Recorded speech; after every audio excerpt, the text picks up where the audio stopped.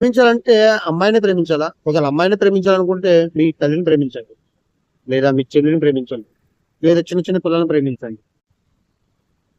ఇద్దరు మనుషులు కలిసి ఉన్నప్పుడు ఒకళ్ళ అభిప్రాయం ఒకళ్ళు కలుస్తది అనుకోవడం కూడా భ్రమే.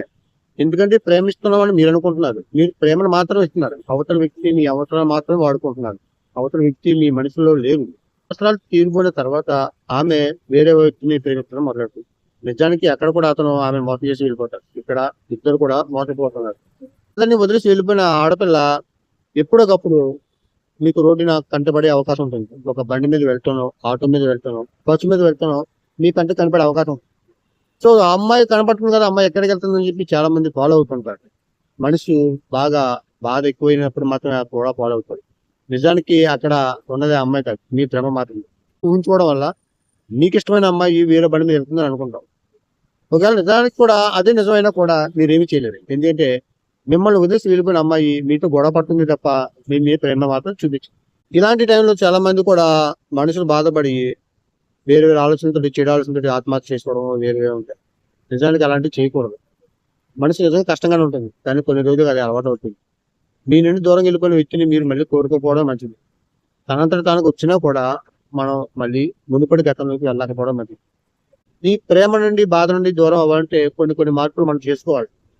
ప్రేమించాలంటే అమ్మాయినే ప్రేమించాలా? ఒకవేళ అమ్మాయినే ప్రేమించాలనుకుంటే మీ తల్లిని ప్రేమించండి. లేదా మీ చెల్లిని ప్రేమించండి. లేదా చిన్న చిన్న పిల్లల్ని ప్రేమించండి.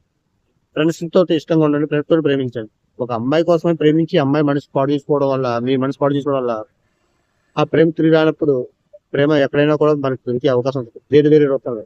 ఒక అమ్మాయే కావాలని మాత్రం ఎప్పుడు పట్టుబడతాడు. ఎందుకంటే మగవాడు మాత్రమే స్ట్రాంగ్ గా ఉంటాడు.